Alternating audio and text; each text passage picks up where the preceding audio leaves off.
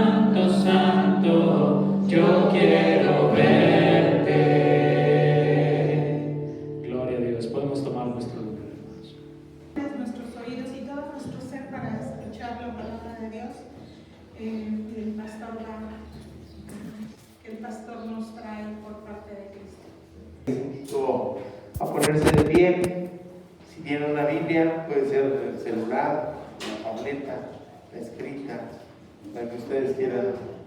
Y decimos con convicción: la palabra de Dios contenida en este libro es la verdad que acepto creer, es la enseñanza que me comprometo a seguir y es la esperanza que me atrevo a confesar. Nada me impide recibirla, nada evitará que haga parte de mi vida y por ningún motivo dejaré de proclamarla. Estoy aquí para leerla, oírla y vivirla diariamente. Amén. Bueno, pues seguimos con la serie que decimos que no son las letras divinas, ¿verdad? Sino las verdades divinas y eternas. Ahora vamos a ver, fíjense qué interesante. La semana pasada vimos la revelación, ¿verdad? La revelación general, la revelación específica, la progresión de la revelación, hasta llegar a la revelación mayor de Dios, que es nuestro Señor Jesucristo. El Señor Dios quiere revelarse a nosotros para que le conozcamos y para que establezcamos una relación con Él de intimidad. Decíamos, esto tiene que ser como si fuese el noviazgo. Cuando me empiezo a conocer, me empiezo a enamorar y le entrego mi vida. Así tiene que ser. Y bueno, vimos la revelación. Ahora, Verdades Divinas y Eternas 2, y se llama el sermón El Dios en el que creemos. Porque me encanta que, fíjense cómo obra el Espíritu, las alabanzas las escoge Dani. Y siempre las alabanzas nos dan un adelanto de lo que viene en el sermón. Sí, de lo que viene en el sermón es el Espíritu Santo, porque no nos ponemos de acuerdo a decir, oye, tal alabanza para que diga tal cosa y para ver si nos habla. No lo hacemos. Pero ¿qué nos dice esta última alabanza? Que Él puede ver muy dentro de nuestro corazón y que además nos perdone cuando no le amamos en exclusividad, cuando adoramos otras cosas. Y cuando nos vamos al Salmo 119, que es el salmo más grande de la Biblia, ¿verdad? Un salmo, podría bien quedar más que otros libros, porque ayer, por ejemplo, le leía a Fredita ayer en el hospital el libro de la carta de Pablo a Tito. Son dos paginitas, rapidísimas. Pero cuando nos vamos al Salmo 119, trata muchos aspectos de la vida, muchos aspectos de la vida, y de la vida en adoración y en devoción a Dios verdadero. Y dentro de los aspectos que toca está cuando nos desviamos a adorar a los ídolos, cuando nos desviamos ¿qué nos dice? Tienen ojos pero no ven, tienen oídos pero no escuchan, tienen pies pero no caminan.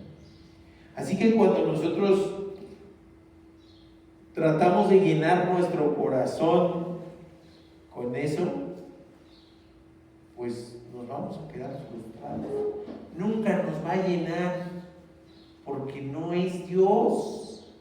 Nunca nos va a dejar satisfechos. Podemos buscar y buscar y buscar, regresarnos a lo que a lo mejor habíamos sido. Yo fui ateo, así que yo no aplico, pero hubo quien sí, ¿verdad? Y estuvo ahí y nunca se llenó, porque nunca conoció del Dios verdadero. Nunca. Y si se sigue tratando de llenar en eso, pues lo único que va a seguir es sintiendo un vacío enorme en su corazón. Porque fíjense qué interesante, vamos a hablar sobre 14, o sea, sería imposible pues conocer a Dios en su totalidad, es imposible. Yo creo que no conocemos más que una cosa infinitamente pequeña de lo que es Dios, pero aún así vamos a hablar de 14 perfecciones de Dios. Hay quien les llama atributos, pero como que atributos no les date, porque es como que yo te voy a atribuir algo a ti. Yo puedo decir, fulanito de tal nombre es súper inteligente, le estoy dando una característica de inteligencia, y acá no es lo que nosotros pensemos de Dios, es lo que Dios es y se ha revelado, y son 14. Así que me voy a ir a vuelo de pájaro después de orar, ¿verdad? Vamos a orar, nos disponemos a esto, y yo sí les invito a dos cosas hoy. Si tienen lápiz y pluma, anoten. Si no tienen lápiz y pluma o se distraen, como yo que tengo nada más 2 neuronas, y ahorita que dijo Dani, aplaudan, yo dije, pues si aplaudo ya no canto, mejor no aplaudo. Sí, porque la otra es respiratoria, por eso son 2 neuronas, una para respirar y la otra para ver qué hago.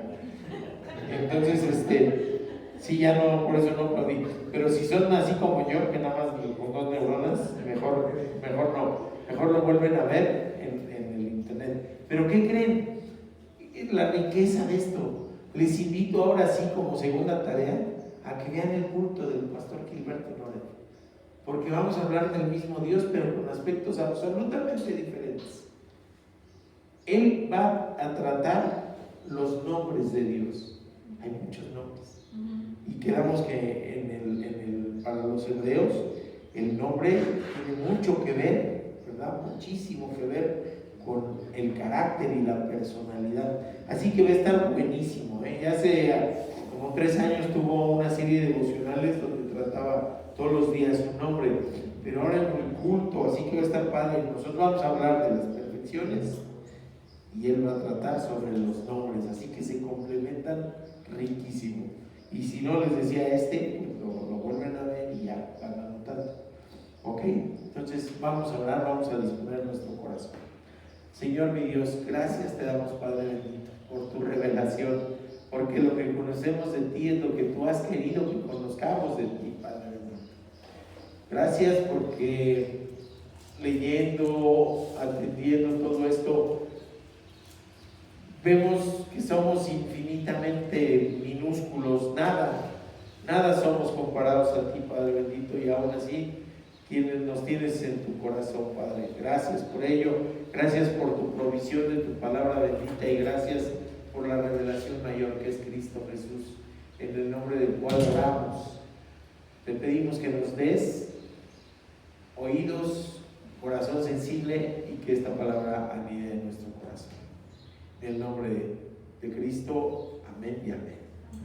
Muy bien, mis queridos hermanos, entonces quedamos que la teología es fácil de definir. ¿Todos podemos ser teólogos? Sí, todos podemos ser teólogos, porque al final de cuentas la teología es saber quién es Dios y cuál es su voluntad hacia mi vida. Punto, ya acabamos, ¿verdad? Si estuviéramos estudiando teología. Pero fíjense que está bien interesante porque vienen a veces elucubraciones, vienen a veces pensamientos, vienen a veces situaciones que nos dicen, oigan, ¿cómo podemos empezar? Siéntate, mis hermanos, adelante. ¿Cómo podemos empezar? Si quieren animar de una vez unas sillas por acá, sí. Ok, dice, lo primero que tenemos que, para empezar a estudiar esto son 2 presuposiciones, 2. Primera, Dios existe. Ya, existe, esa es la primera. Y la segunda, que se nos ha revelado a través de su palabra. Para conocer quién es Dios, pues ¿a dónde acudimos? A su palabra misma, a su revelación. Y para conocer cuál es la relación que lleva con sus criaturas, pues también en su palabra. Ahora, tenemos herejías, mis queridos hermanos, algunas no son nuevas, algunas llevan muchísimos siglos. Pero tenemos una herejía que está muy de moda en la actualidad, bueno, desde principios del siglo XIX, fines del XIX, principios del XX, en donde gradualmente, a través de la religión, se quiso empoderar al hombre. Fíjense qué interesante. En lugar de tratar de conocer de Dios, tratamos de conocer al ser humano y cómo se relaciona el ser humano con Dios. Y entonces déjenme confesarles que está bien interesante, es un reto interesante este tipo de temas, porque no vamos sobre un pasaje específico, sino hay que meterse a leer teologías, libros de expertos en esto. Y entonces empieza uno a leer bien bonito y está padre esto que escribe este cuate, y me brinco a lo que sigue y me aparece una herejía por ahí, de la predestinación. Dios mío, no es el Dios en el que yo creo, que dio la vida por todos, que hay quien no lo acepta, ¿verdad? Pero Él dio la vida por todos. No puedo pensar que hay un Dios que haya predestinado perdición a uno y otros a otros. Ese no es el Dios de la Biblia, ese no. Y entonces el hombre trató de meterse ahí y varias teologías empiezan con la doctrina del hombre. Y después cómo es que se ha desarrollado esa relación con Dios. Y es una herejía. Hay pruebas bíblicas para la existencia de Dios. Primero, nuestra presuposición primera que Dios existe ¿Es razonable o no es razonable? Solamente nos vamos con un pensamiento, con una emoción, y no decimos, sí es razonable. Y esto no significa que la existencia de Dios tenga que ser susceptible de una demostración lógica. No es a través de la filosofía, de la lógica ni de la ciencia que se demuestra la existencia de Dios. Entonces, ¿a través de qué? De la fe. A través de la fe. Pero nuestra fe no es ilógica, fíjense qué curioso, porque se regresa a la revelación y se nutre de la revelación. Y entonces encontramos verdades, y verdades aplicables no solamente a nuestra vida, sino que son verdades universales, aplicables en esta tierra y en el universo entero. Sí, así que podemos decir eso. La prueba bíblica que nos viene la misma palabra nos dice, por ejemplo, en Hebreos 11:6 dice, porque es necesario que el que se acerca a Dios crea que le hay. No me puedo acercar en lo que no creo. Creo que es lógico, ¿verdad? Entonces el primer paso es, creo que hay un Dios y creo que me conviene acercarme a ese Dios. Me conviene estar cerca. Me conviene nutrirme de Él. Dice el Paz, hasta por conveniencia, sí, hasta por conveniencia, porque no hay otra cosa mejor, ¿no? Y vemos características de ese Dios. ¿Qué nos dice? Es un Dios creador. ¿En dónde? Génesis 1:1. En el principio creó Dios los cielos y la tierra. ¿Sí? Y así vamos encontrando de Él en su propia palabra para ir conociéndole.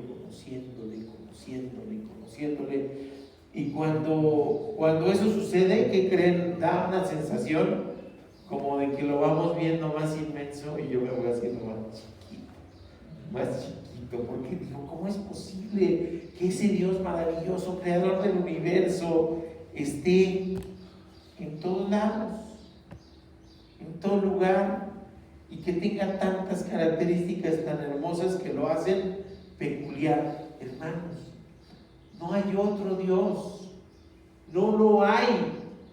Y si nos vamos otra vez a como empecé, si nos metemos a un templo de la religión popular, yo sí entro, o sea, no hay prohibiciones, pero entro a ver la arquitectura, entro a ver que el rococó, que no sé, diferentes tipos de arquitectura, e incluso de escultura, de pintura, pero solamente eso,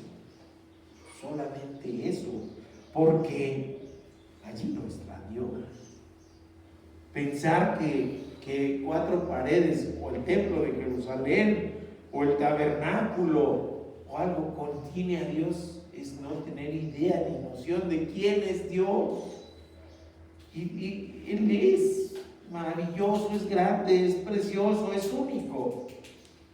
Por eso les reitero, si nos desviáramos, si nos regresáramos, estaríamos dejando el manjar del que hablábamos la semana pasada, el buffet de manjares, por un buffet de un brócoli que les platicaba. ¿Sí me explico? Y no porque el brócoli sea malo, no. A lo mejor un platón de brócoli valdría la pena, pero uno no estamos conformando con nada. Así que vamos, las perfecciones de Dios, 14, ahí vamos. Y fíjense, no son atributos, sino perfecciones. En Él es perfecto. La primera, el amor. Y el amor de Dios, mis queridos hermanos, consiste en amor y en corrección. Dice uno, ¿por qué? Porque es nuestro Padre Celestial. Si solo nos amara y nos dejara que hiciéramos lo que se nos pega nuestra regalada gana, no sería un amor genuino. Porque el que ama corrige.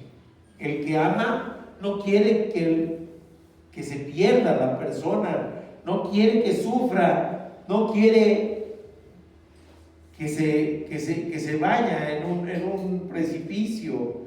El amor de padre ama y corrige. Pero con Dios tenemos otra cosa interesante.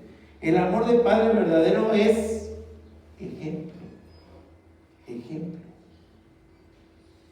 Así que no podemos tener mejor ejemplo de un amor intenso, de un amor de entrega, de un amor absoluto, de un amor entrañable, de un amor que requiere de entrega. Estas dos acciones se llevan porque es lo mejor. Si nos vamos a la pura corrección, pues tampoco se siente el amor, ¿verdad? Pero si nos vamos solo al amor, hay perdición. Y siempre les he comentado esto, ese dicho que dicen, hechos son amores y no buenas razones, dicen así, hablando del amor de pareja, ¿no? Porque hay quien dice te amo y por atrás está dándole el zape, ¿verdad? Y eso no es correcto. Ahora, ese amor, ¿por qué es peculiar? Porque busca el bien. Y si nos preguntamos, ¿y qué es el bien? Dios es el bien. Ese amor con corrección nos encamina hacia Él, porque es lo mejor que hay, porque no hay otra cosa.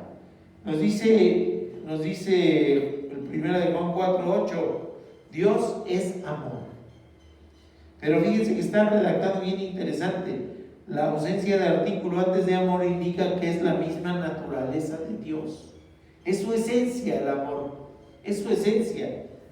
Y la presencia del artículo antes de Dios textualmente dice Dios es amor, demuestra que la declaración no es reversible, porque hay quien la quiere poner al revés. El amor es Dios y no, Dios es el amor. ¿Por qué esto? Porque a veces hay diferentes maneras de amar, pero solamente hay una manera perfecta, que es la de amar. Y cuando digo esto, pues podemos irnos a pensar en diferentes cosas, ¿no? Hay quien, voy a poner un ejemplo que me tocó ver en algún rancho alguna vez, ¿no? Decía, yo quiero mucho a mi viejito, decía la señora, por eso le tengo su botella diaria.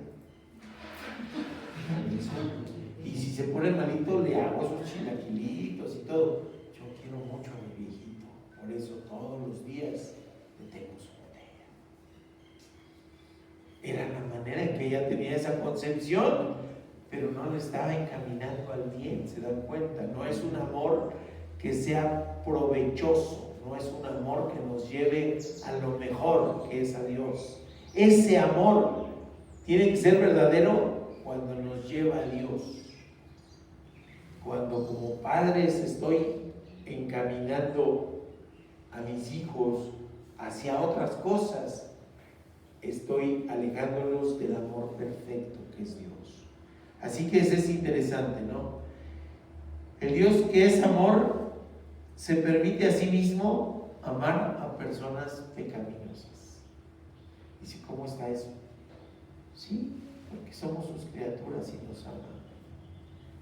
Pero entonces es donde entra la corrección.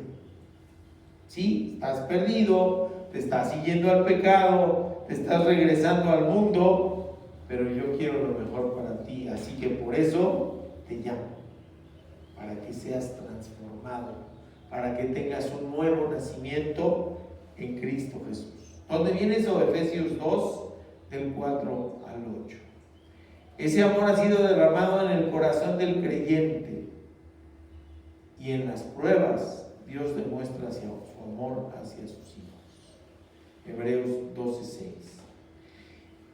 El amor, fíjense, el amor de Dios entonces está relacionado con su bondad, con su misericordia y con su longanimidad y la gracia. Es decir, Él no va a variar, Él no cambia.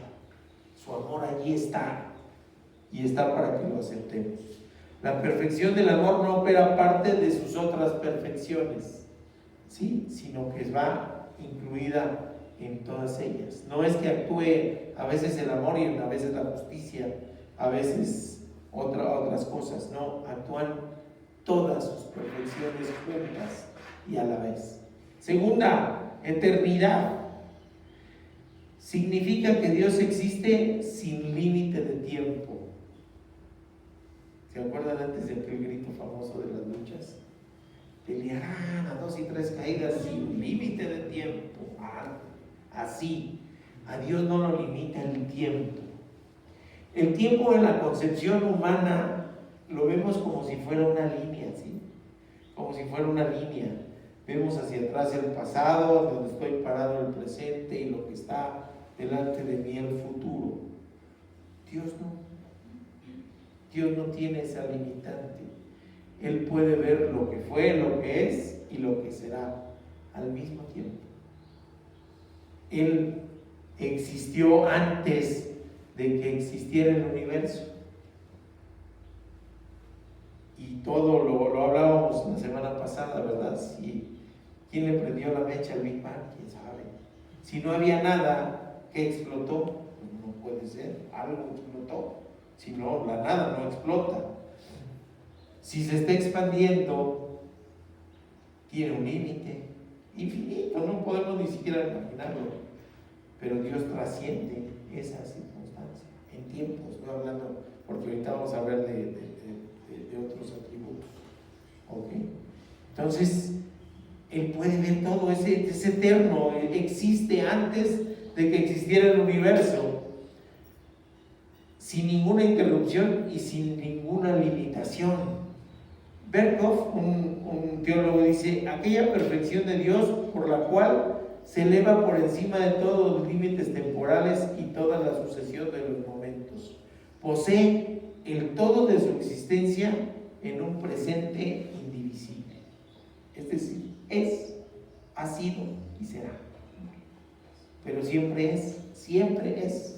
La eternidad y la existencia propia de Dios son conceptos relacionados entre sí, porque existen sin ese límite de tiempo. El Salmo 92 nos dice que Él es desde el siglo y hasta el siglo. Esa era la concepción que tenían los hebreos. Una eternidad era el siglo. Así que existe desde la eternidad y para la eternidad. Génesis 21:33 tiene una expresión que significa el Dios de la eternidad. Una consecuencia consoladora. Imagínense, mis queridos hermanos, que voy, no hay nada de madera así la guitarra, y toco madera, que voy a adorar a el que se les ocurra, el santo, que quién sabe qué, ¿verdad? Y cuando vemos eso, vamos a leer y nos dicen: nació en tal fecha. Entonces tuvo principio. ¿Sí? Murió en tal fecha, tuvo fin. No es finito. ¿Sí? No es finito. Digo, más bien es finito, no es infinito. Así que si yo voy a poner mis anhelos, mis esperanzas en alguien que tuvo principio y fin, le estoy regando. Pongo mis anhelos y mis esperanzas en aquel que sé que nunca va a dejar de estar allí conmigo y para mí. ¿Sí me explico? Porque Él es el Dios de la eternidad. Nunca jamás dejará de existir y su control providencial sustenta todas las cosas de manera permanente. Está garantizado. Es mejor no. Cuando compramos algo y me dicen: oiga, este aparato está buenísimo, mire, le va a costar $1,000. Me estoy yendo alto para que duela, para que duela.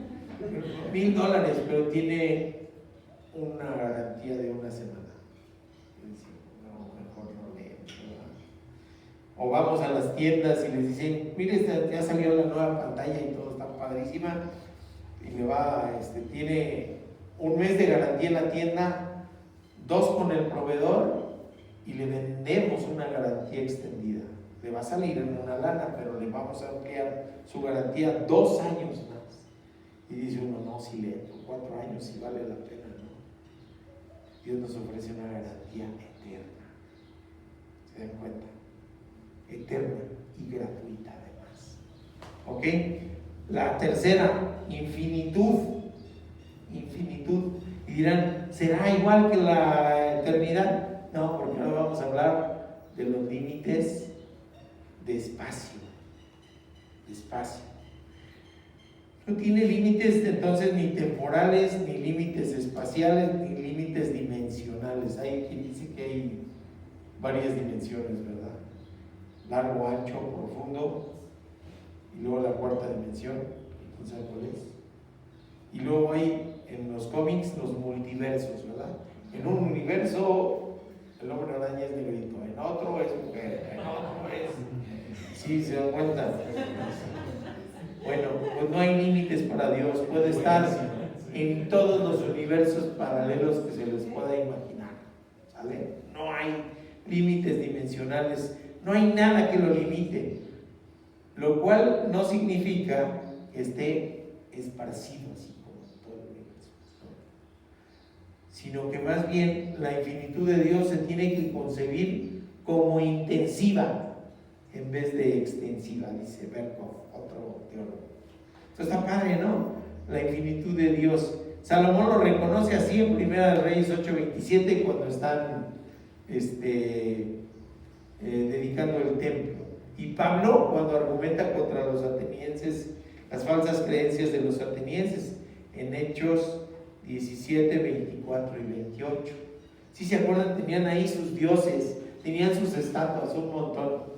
Y había un lugar vacío que decía al Dios desconocido. Y Pablo aprovecha eso, dice, de aquí soy, de este les voy a hablar. Y aprovecha esas creencias falsas para hablarles del Dios eterno, del Dios infinito. Así que es padrísimo. Y fíjense, a veces se confunde la eternidad con lo infinito, o la omnipresencia también se confunde. La omnipresencia enfatiza la trascendencia de Dios al no estar limitado espacialmente, mientras que la omnipresencia tiene que ver con la inmanencia de Dios, que quiere decir que está en todas partes. Entonces fíjense que está interesante. Díganme qué otro Dios puede estar en todas partes al mismo tiempo. Ninguno, porque ninguno es Dios verdadero. Y estaba yo pensando cuando estaba elaborando esto, cómo nuestros ancestros ofrecían sacrificios a los dioses para satisfacerlos, porque si no se enojaban y no hacía lo que ellos querían. Y veíamos las columnas inmensas de cráneos, el llamado Shompanki, ¿no?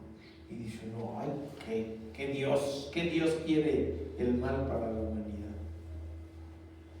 El que quieran, pero no el nuestro, que es el Dios verdadero y el Dios vivo. Y otra característica más, la inmutabilidad. ¿Qué es eso? No cambia, es inalterable y no cambia. No está inmóvil o inactivo, O sea, cuando uno deja un perro ahí, dice, no lo ha cambiado de lugar. No es que sea inmutable, ¿verdad? Simple y sencillamente es que esté inactivo. Pero Dios no. Dios es inmutable porque es. Y en su esencia no hay nada mejor que Él. Y por lo tanto no hay ninguna razón para cambiar. Él es Dios. Él es Dios. Nunca es inconsecuente. Siempre actúa conforme a su propio ser. ¿Sí? Por eso quien habla que en el Antiguo Testamento tenemos un Dios que es genocida y es malo y que es un padre regañón, no. Su esencia es el amor. Y se manifiesta en todo momento y en todo lugar. Es el mismo Dios del Antiguo Testamento que con nuestro Señor Jesucristo. Entonces, no es inconsecuente porque siempre actúa conforme a su propio ser. Entonces, todas sus perfecciones le dan un carácter, una personalidad, y siempre va a actuar conforme a ese carácter y esa personalidad. Oigan, qué bueno sería que nosotros fuéramos así, inmutables. Qué bueno sería. Pero a veces somos veletas, ¿verdad? Hacia donde nos lleve el viento, hacia donde nos lleve la corriente, y en algún momento podemos ser tan cambiantes que dices, no te reconozco, eres otro o otra, no persona que se presentó conmigo. Así que todas sus perfecciones están actuando permanentemente y es indivisible. ¿Dónde encontramos esto? Malaquías 3:6, Santiago 1:17. Oigan, y entonces hay contradicciones. Cuando se acuerdan que dijo, no, ahora sí ya me los descabecho a todos, porque este pueblo es idólatra, ya, ahora sí ya. Y Moisés le dijo, no, espérate tantito.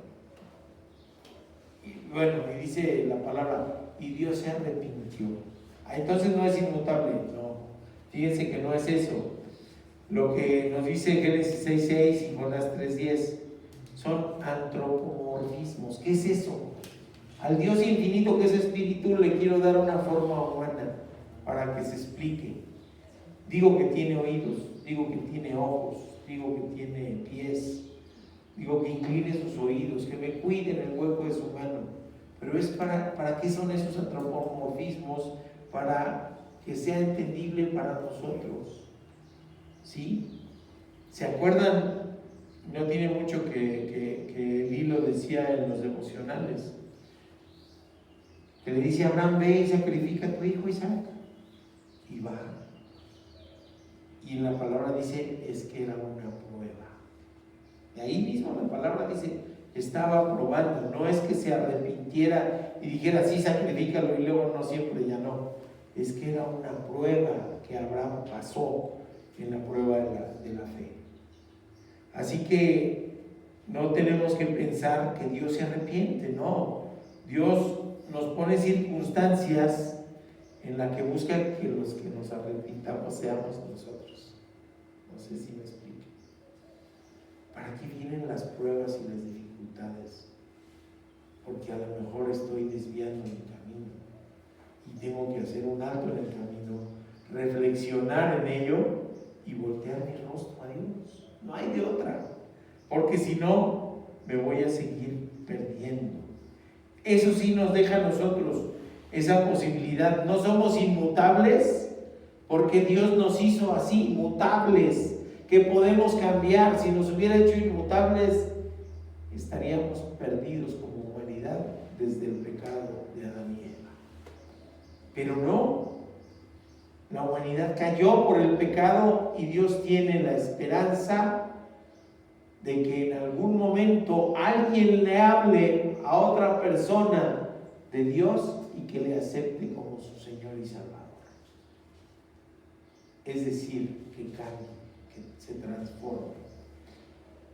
¿Por qué? Porque no estábamos bien y Dios quiere el bien para nosotros. Entonces nos llama a su presencia espiritual, que algún tiempo lo hará en la física también, pero ahorita Él nos quiere transformados con una nueva vida, vueltos a nacer en lo espiritual, porque es lo mejor, ¿vale? ¿Qué otra característica? La letra E, que es la justicia. Híjole, y está bien interesante porque ¿cómo está relacionada la justicia de Dios con la justicia humana? La justicia de Dios tiene que ver con su santidad. Se habla de derecho positivo, ¿verdad? Cuando son las características propias. Es un derecho positivo.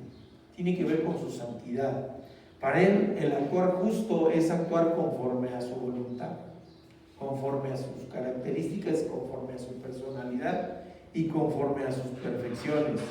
La justicia humana no, lo que nos marca son lo que no tenemos que hacer. Todo el código penal, ¿verdad?, es sobre cosas que no tenemos que hacer. En cambio, Dios nos dice, mi justicia es sobre lo que sí tienen que hacer. ¿Por qué? Porque así se van a ir pareciendo a mí. Y entonces dice uno, es entonces una búsqueda de la santidad, ¿ok? Dios es, y otra vez le digo lo de las alabanzas, santo, santo, santo, 3 veces santo. Nos ama, pero no podemos llegar así todos cochinotes con Él, todos llenos de lodo, llenos de pecado, llenos de inmundicia, nos consumiría tan solo acercarnos a su presencia de esa manera. No es que Él nos consuma, sino que su santidad misma nos achicharra. Y entonces, ¿cómo nos acercamos? ¿Cómo dice Hebreos? Acercaos confiadamente al trono de la gracia. ¿Es contradicción? No, tampoco. Que nos dices van a ser limpiados por la sangre del Cordero. Y entonces, si ya limpios por la sangre del Cordero, podemos acercarnos a Él. Su justicia tiene que ver con la ley, con la moral y con la rectitud. Con relación a sí mismo, Dios es justo con relación a sus criaturas. Él también es justo, pues no hay ninguna acción suya que viole código alguno de moralidad o de rectitud. Y la gente se pregunta, ¿por qué hay maldad en el mundo? ¿Por qué hay tanta maldad en el mundo? Y la respuesta es bien clara. Porque esa maldad está en gente que no está cerca de Dios. Donde hay maldad, hace falta Dios. Donde hay maldad, hace falta la justicia de Dios. Y entonces, eso es lo que tiene que haber, transformación. Donde se declara la justicia absoluta de Dios, Salmo 11:7 dice, porque Jehová es justo. Así de sencillo. Daniel 9:7, Salmo 19:19 y Hechos 17:31. ¿Qué otra cosa? Dios es libre, es otra de sus perfecciones. En lo que se refiere a Dios es que es independiente de sus criaturas y de su creación. Hay una pregunta que hace Isaías que está buenísima. Es una de esas preguntas retóricas en donde no espera respuesta. Porque él ya sabe la respuesta. Y dice, cuando Isaías pregunta al pueblo, ¿quién aconsejó, enseñó o instruyó al Señor en algo? ¿Cuál es la respuesta? ¿Quién le enseñó? ¿Quién le enseñó a ser bueno? ¿Quién le enseñó a ser eterno? ¿Quién lo aconsejó que era bueno, que fuera justo? Nadie instruyó al Señor. Me regreso otra vez a los santos. A veces dice, se metieron a tal momento y ahí aprendieron. ¿Quién instruyó? Tenía maestros. Dios no. ¿A qué me voy entonces para ellos si voy con la fuente de la sabiduría? Nadie le enseñó a Dios porque Él es libre e independiente de sus criaturas. Isaías 40, 13 y 14. Y entonces esa libertad está limitada. La libertad de Dios está limitada. ¿Qué creen que sí? Pero por Él mismo, ¿Qué es lo que lo limita? La libertad de Dios. ¿Qué es lo que lo limita? Su propia naturaleza. Es decir, Él no va a hacer nada que sea en contra de su amor, de su justicia, de su gracia, de su misericordia, de su paz. Nada va a hacer. Nada. Entonces, ¿qué lo limita? Su propio carácter. Su propio carácter. Dice, no, esto no lo hago porque sería una injusticia. Esto no lo hago porque sería pecaminoso. Fíjense, es libre incluso de pensamientos de pecado, de acciones de pecado, porque es Dios y es santo. Y entonces no va a hacer nada que sea en contra de su propia naturaleza. Eso también es deseable para nosotros, mis queridos hermanos. Eso también. ¿Seguimos siendo de la naturaleza mundana o estamos siendo transformados? Si estamos siendo transformados, tenemos una naturaleza nueva y distinta. Y eso nos debería de limitar para el pecado. Eso nos debería de limitar para hacer cosas que ofenden a Dios. Porque Dios nos dio también libertad a nosotros. ¿Ok? Y hay otra limitación de nuestro Señor en ese aspecto. Hay cosas que Él podría hacer y no hizo. ¿Por qué? Porque no encajan con su plan perfecto. sea, él podía hacerlo porque no eran contra su propia naturaleza, pero sí contradecían su plan. Van a decir, ¿cómo es eso? Podía haber bajado de la cruz a nuestro Señor Jesucristo, por supuesto. Le podría haber librado de la muerte. ¿Sí? Podía haber chasqueado los dedos y haber eliminado a la totalidad de las tropas romanas en todo el mundo conocido. Sí. ¿Por qué no lo hizo? Porque tenía un plan que tenía que desarrollarse a plenitud. Y un plan salido de su sabiduría, de su sapiencia. Él sabía cuál era lo mejor. El único camino, entonces, mis queridos hermanos, para la transformación, el nuevo nacimiento, el perdón, es aceptar a Jesucristo como nuestro Señor y Salvador.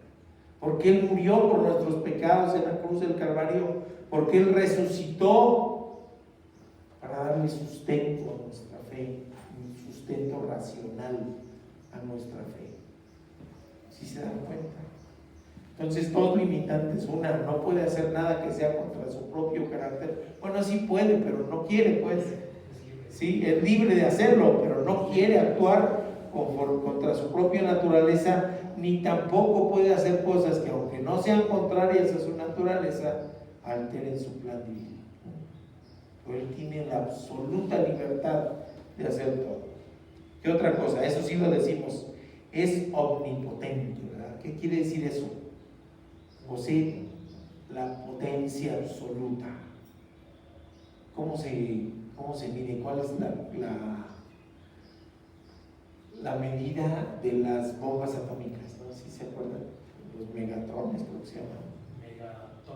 Megatones. Megatones, hermano de... Ah, los Transformers, sí es cierto. Entonces los megatones. ¿Pero qué dice? Tal bomba tiene 1, 2 o 3 o 5 megatones. O dicen ahora, tiene 100 veces la potencia que la que se echó en Hiroshima o Nagasaki. ¿Sí? Como medio de comparación. Bueno, pues ni todas las bombas atómicas podrían acercarse siquiera al poder de nuestro Dios. No tiene nada que ver. Dios es todopoderoso y capaz de hacer cualquier cosa, siempre y cuando sea acorde a su naturaleza. ¿Sí? Acorde a su naturaleza.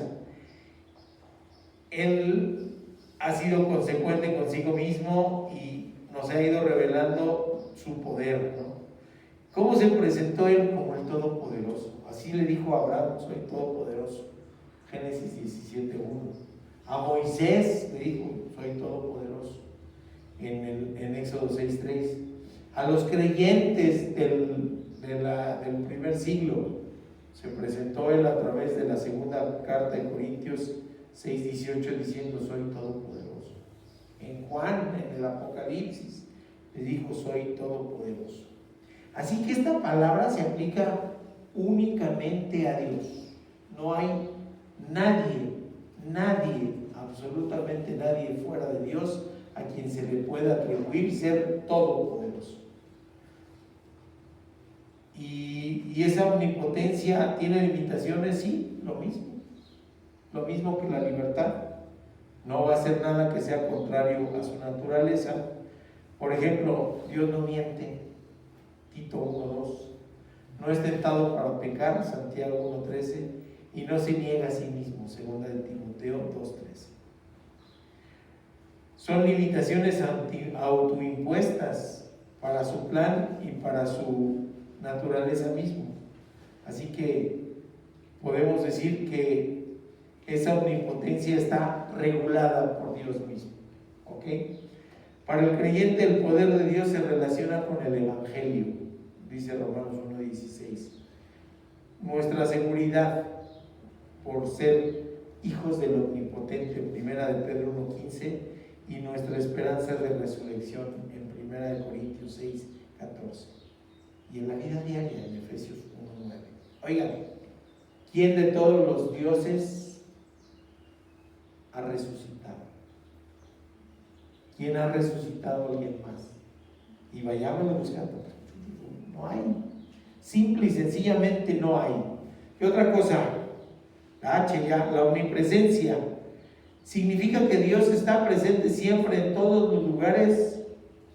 ¿Y quiere decir eso que está esparcido, está por aquí, por allá, por allá? No, porque está en todo sitio, en todo momento y con la totalidad de su ser. Dice, uy, ¿cómo es eso? Sí. No puede dejar de ser Dios en ningún momento y por lo tanto, en donde esté, está la totalidad de su ser. Y está interesantísimo esto, ¿eh?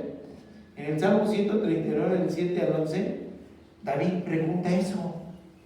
¿Hay algún lugar en donde uno puede escapar de la presencia de Dios?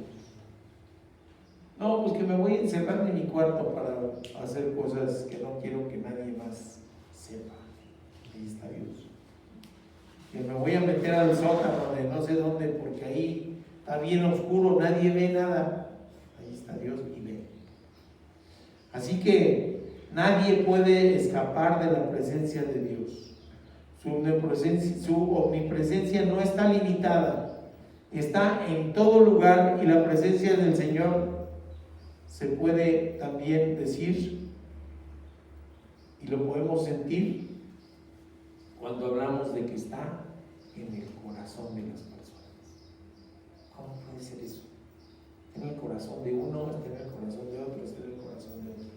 Y si está, fíjense qué interesante, está con la totalidad de su ser. Fíjense qué hermoso. Decía uno, oye, no encuentro yo consuelo en las estatuas, en las pinturas, en las esculturas, en los falsos dioses. No encuentro nada de eso, no hay consuelo. Pero en mi corazón hay un huequito que tiene la forma específica de Cristo. Y llega a Él. Y está en mi corazón como está en el de mi hermano, en el de mi hermana. Y allí está con la totalidad de su ser. Fíjense qué hermoso. Al mismo tiempo y en todo lugar. ¿Qué nos dice Gálatas 2:20? Ese sí se los encargo ahorita. Búsquenlo rápido y alguien que lo lea. Gálatas 2:20. Que mientras lo encuentran les voy a decir aquella ilustración que es bien conocida de alguien que era no iba a decir párroco, pero no, ¿cómo les dicen a los que están ahí en una prisión? Con Cristo estoy juntamente crucificado y ya no vivo yo, mas vive Cristo en mí. Y lo que ahora vivo en la carne, lo vivo en la fe del Hijo de Dios, el cual me amó y se entregó a sí mismo por mí. ¿Qué dice? Vive Cristo en mí. Vive Cristo en mí. Y todo lo que hago, es decir, como voy viviendo, tiene que ver con la presencia de Dios en mi corazón. Si no vivo conforme a eso, probablemente no esté verdaderamente Cristo en mi corazón. Porque si está en mi corazón, no puedo vivir de otra manera diferente. Y capellán es la palabra de esa ilustración que les decía de un capellán que estaba en la prisión y cuando cambió la ley, que ya no era la silla eléctrica, ¿sí?, con la que a los condenados a muerte les mataban, se la llevó a su casa y decía que todos los días se daba 220 no de voltaje, sino la tenía ahí para recordar que ya no vivo yo, sino que vive Cristo en mí. Qué bonito, ¿no? Y recordar que somos finitos, que fallamos y todo eso. Hay otra palabrita que por ahí lo ven que está muy de moda actualmente, ¿eh? Tengo amigos que son ateos, pero sí dicen, oye, que el universo te favorezca. ¿Sí lo han escuchado? Sí. Que el universo se alinee para que reciba, eso se llama panteísmo. Panteísmo. No, el universo no es Dios. Ni Dios es el universo. Dios es el creador del universo. Y tiene control del universo y está por encima del universo. Así que no caigamos en eso, que está muy de moda el panteísmo, ¿eh? Si ustedes ven la tele en las mañanas, ahí en los 3 principales cadenas de televisión tienen sus programas, ¿no? Y ahí se vale hablar del panteísmo, el universo, pero que no hables de Cristo, porque entonces lo censuran. La omnipresencia significa que Dios está presente en todo lugar. Esto advierte a los no creyentes. Cuando dicen, oye, Dios está en todo lugar, híjole, a los no creyentes les advierte, pero a los creyentes los consuela. ¿O no? Estoy perdido, estoy en una circunstancia difícil, estoy sufriendo. Ahí está Dios contigo. Ahí está Dios contigo. Entonces hay consuelo. La I, omnisciencia. Dios sabe todas las cosas, las reales y las posibles, todas por igual. Conoce instantáneamente cada cosa y todas las cosas. Cada mente, todas las mentes. Cada espíritu, todos los espíritus. Cada existencia, todas las existencias. Cada pluralidad, todas las pluralidades. Cada ley y todas las leyes. Así que vamos con esa circunstancia, ¿sale? Él conoce todo. Y para ilustrarlo y más sencillo, les voy a decir, porque esto luego se me hacía difícil, ahí ese sí vale la pena que lo escuchen, se llama Chris Dupont, es un teólogo de Texas, Chris Dupont. Y para entender eso de la omnisciencia de Dios y cómo se pelea o no se pelea con el libre albedrío humano, explicaba el otro día Chris Dupont, decía, imagínense que van a jugar un juego de ajedrez con Dios, ¿sale? Van a jugar un juego de ajedrez con Dios. Dios inventó el juego. Dios sabe de antemano qué es lo que vas a tirar. Dios sabe la jugada que viene y todas las jugadas posibles, todas las variaciones posibles del juego, que si mueves el caballo o si mueves el peón, todas las variaciones posibles del juego.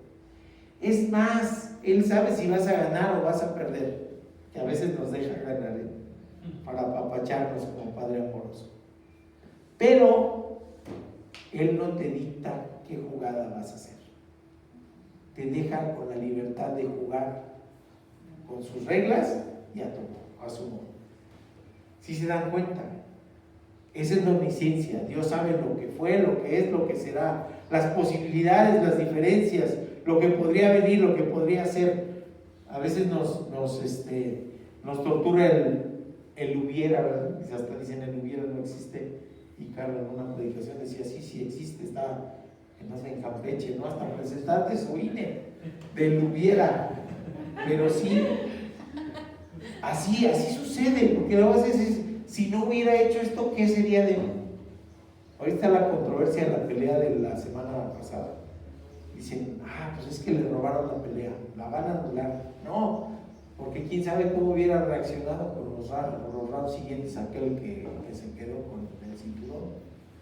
No le contaron una caída, no le contaron la descalificación, y a lo mejor si le cuentan la caída, se hubiera puesto como loco y le hubiera noqueado en los otros rounds. ¿Qué hubiera pasado? ¿Quién sabe?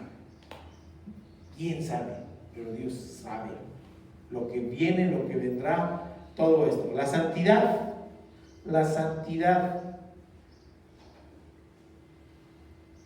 ¿Cómo podemos decir la santidad? Significa no solo que Él está separado de todo el mal. No hay mal, no hay maldad, no hay pecado, no hay pensamiento pecaminoso. Él es pulcro, es limpio, es claro, es diáfano, es enorme. Mientras nosotros somos sucios, malos, pero como dice el Paz, somos malos hasta para ser malos. Por eso tenemos esperanza, ¿sí? Así que su santidad es pureza, esencia, naturaleza, voluntad y acción, y es un atributo de Dios. Oigan, otra vez ando bien machacón ahora, perdón, pero me está diciendo esto. Díganme quién de los que están en estatuas o en esculturas o en pinturas podrían asegurar que vivió en santidad desde su primer suspiro hasta su última exhalación. Nadie, solo Dios. es santo, santo y santo. Él hizo que le conociéramos, y su santidad absoluta e innata significa que los pecadores tienen que estar separados de Él, o al menos encontrar un camino que le permita acercarse a Él. Y el camino se llama Cristo. Dijo: yo soy el camino, la verdad y la vida. Y nadie viene al Padre si no es por mí. Así que ese es el camino. Una perspectiva correcta de la santidad de Dios debería producir en el creyente conciencia de nuestro propio pecado. La santidad de Dios constituye la norma para la vida y la conducta para el creyente. Me voy rapidísimo. Simplicidad. Me encanta una canción de Santiago Benavides que dice: sencilla como fue tu venida. Sencilla. No necesitamos aprendernos los códigos, el derecho canónico de... No, es sencilla. Es aceptar a Cristo como Señor y Salvador, saber que Dios es uno en tres personas, el Padre, el Hijo y el Espíritu, que Dios es Espíritu y que vino y se encarnó para darnos la posibilidad del perdón y de la vida eterna. No hay más. No necesitamos más. Él vivió simple, nació en una familia humilde, no se vistió de grandes galas, no caminó con zapatos especiales, ya era sencillo. Su prédica era sencilla. Él tenía que, aunque era infinitamente sabio, dar a conocer las verdades humanas, y lo hacía a través de verdades cotidianas. Las parábolas, los ejemplos, las metáforas que él utilizaba era para que la gente sencilla como nosotros pudiéramos entender. La otra cosa, la soberanía. ¿Qué es eso de soberanía? Lo platicamos hace poco en una clase. No tiene que darle cuentas a nadie, ejerce su absoluta libertad, ¿sí? Es el ser principal del universo, el más poderoso, es supremo en poder. Y la manera que él ejerce el poder está revelada en las Escrituras, ¿sí? Hoy en nuestro mundo tenemos ese lío. Dicen, hay un señor naranja que anda queriendo pisotear la soberanía de otros pueblos. Y ya le dijo a Panamá: ese canal lo construí yo y aunque te lo regresaron, lo quiero para mí. Y ya le dijo a los daneses: Groenlandia se me antojó y te lo voy a quitar. ¿Cómo ves? ¿Sí se dan cuenta? Y tenemos circunstancias en donde dices, bueno, habrá cosas en las que puedo estar de acuerdo con él, ¿no? En algunas cosillas, pero en otras dice uno: espérese tantito, hay que respetar al de junto, no sea así. Ok, pero Dios es soberano completamente, no tiene nada que darle cuenta a nadie, y el hombre fue creado entonces con libertad genuina también. Pero el ejercicio de esa libertad de rebelión contra Dios introdujo el pecado en la raza humana. Es decir, nos fuimos al libertinaje, como dicen las mamás de antes, ¿verdad? Una cosa es libertad y otra libertinaje. Nos fuimos al libertinaje. Unidad, Dios es uno. El Shema, como nos dice, ese saludo tan ceremonial y tan sagrado que decía: oye Israel, Dios es uno. Dios uno es. Sí, enfatiza la unidad. En el Nuevo Testamento, en su revelación, nos habla de Trinidad, del Padre Celestial, del Hijo y del Espíritu que iba a dejar Jesús al partir. Efesios, Corintios y la primera carta a Timoteo. El hermano Almazán alguna vez me confesó que tuvo un conflicto tremendamente grande, porque decía: es que no entiendo que Dios sea uno y tres al mismo tiempo, Dios mío, y no dormía y todo eso, hasta que le dijo el pastor: ¿no entiendes? ¿No entiendes qué es la Trinidad? No, pues no le entiendas, no importa, nada más disfrútala, que nos dejó su Santo Espíritu, que vino y se encarnó y dio su vida por nosotros, y que tenemos un Padre Celestial que tiene todas estas características. Porque oye, pueblo de Dios. Dios uno es, aunque sean 3 personas. Y por último, la verdad. ¿Qué significa la verdad? Armonía con lo que representa. Incluye las ideas de veracidad, fidelidad y consecuencia. Decir que Dios es verdadero en el sentido más extenso es que es consecuente consigo mismo, que todo lo que Él debe ser, que sea revelado como verdaderamente es, y su revelación son absolutamente confiables. Dios es el único Dios verdadero, nos dice Juan 17:3. Por lo tanto, no puede mentir, dice Tito 1:2, y siempre es confiable, nos dice Romanos 3:4 y Hebreos 6:18. Porque Dios es verdadero. Él no puede hacer nada inconsecuente consigo mismo, y sus promesas, mis queridos hermanos, que es lo que debemos fundamentar nuestra esperanza, no se rompen. Sus promesas no se quedan sin cumplir. Sus promesas son reales, y en eso debemos fundamentar nuestra esperanza. Su palabra es infinitamente verdadera. Así que después de dar este repaso a vuelo de pájaros, déjenme decirles que me costó mucho trabajo resumir esto, mucho trabajo resumir, porque leí como 4 o 5 teologías diferentes y cómo aterrizo todo esto. Y en mi sermón iba a poner los nombres de Dios, me había tardado otro. Entonces, no, mejor les recomiendo que me den paz, y van a ver cómo estos atributos y los nombres de Dios se complementan de una manera hermosa. Así que, mis queridos hermanos, ¿cuál es nuestro desafío? Creamos en el Dios verdadero. No solamente creamos en Él, sino creamos en lo que Él nos dice, creamos en lo que Él nos promete, creamos en su guía, creamos en que Él es un Padre amoroso que quiere lo mejor para nosotros, y que lo mejor para nosotros es estar en su abrigo, en su manto, en su mano. Ven cómo estoy utilizando antropomorfismos, pero eso nos hace entender que podemos tener un Dios tan amoroso que si estamos llorando nos va a llevar a su regazo. ¿Ok? Vamos a orar. Padre bendito, gracias, Padre, gracias por tu revelación, gracias porque nos permites ir viendo cuán grande eres, Padre, qué tan pequeños somos y qué tan falibles somos, Padre bendito.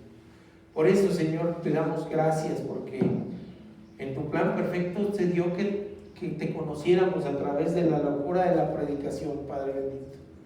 Que seres falibles, pecadores, como el que aquí habla, Padre, pudiéramos hablar de ti, de tus maravillas, porque tú sí eres perfecto, Padre. No nosotros, ninguno de nosotros lo es. Pero venimos aquí, Padre, para ser transformados por tu amor, por tu gracia y tu misericordia. Te rogamos, Padre, que nos escuches. Gracias por tu palabra hermosa. En el nombre de Cristo Jesús. Amén. Y dice así: y esta es la victoria que ha vencido al mundo, nuestra fe. Primera de Juan 5:4. Alabemos, mis queridos hermanos.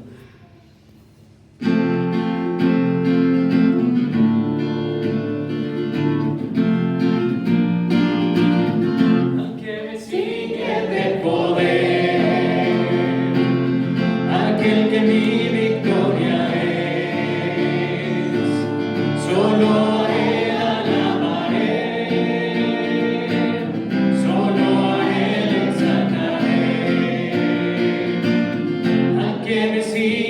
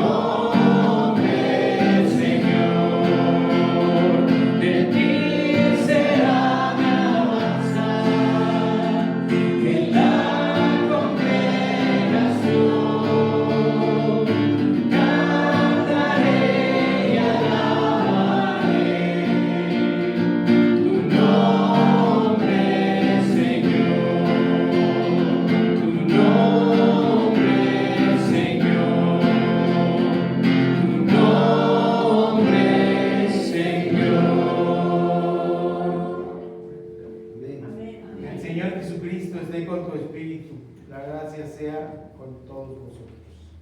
Amén. Amén.